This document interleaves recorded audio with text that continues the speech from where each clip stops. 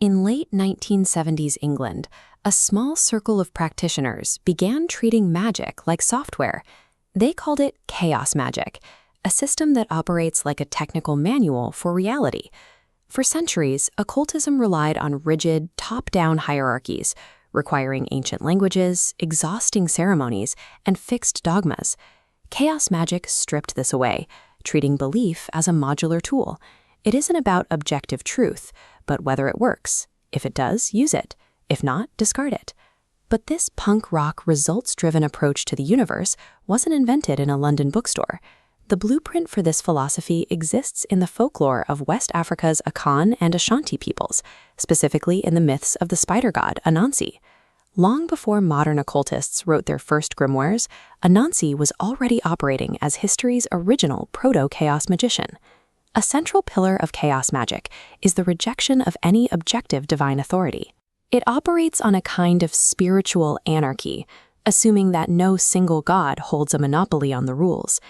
This mirrors Anansi's most famous journey. He traveled to the heavens to confront Nyame, the sky god, who held all the world's stories and wisdom in a private hoard. Nyame demanded an impossible price. Anansi had to capture the world's most dangerous demigods, including a leopard, a giant python, and a swarm of mythical hornets. Anansi couldn't rely on brute force. He used asymmetrical subversion, tricking the creatures into traps of their own making to buy the world's stories. By successfully outmaneuvering a high god, Anansi democratized magic. He proved that a small entity with enough wit can effectively rewrite the power dynamics of the entire universe. The chaos magician's most effective tool is the ability to swap worldviews at will, adopting and discarding entire belief systems based solely on whether they solve a current problem. Anansi is the master of this flexibility. While culturally anchored by symbols like the Asante stool, he refuses to be trapped in a single form.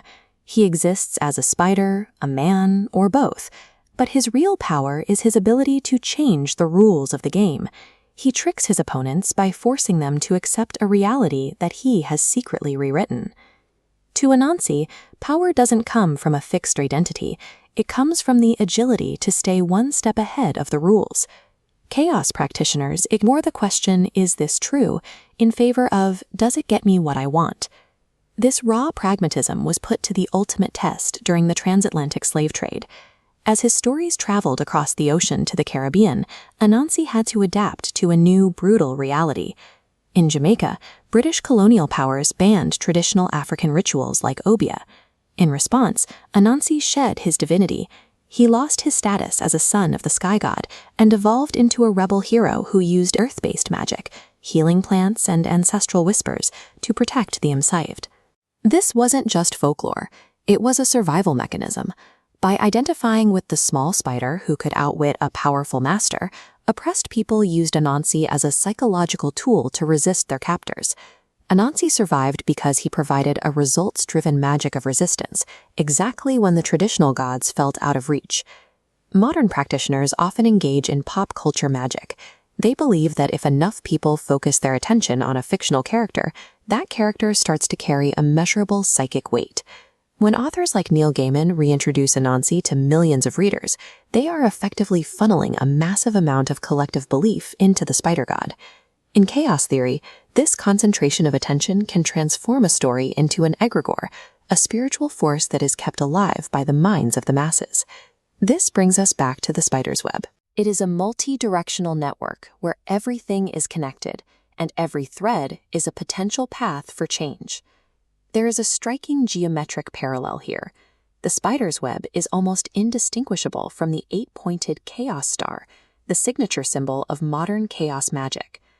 Ultimately, the world we live in is built on stories, and as the original keeper of those stories, Anansi reminds us that if you can control the narrative, you can control reality itself.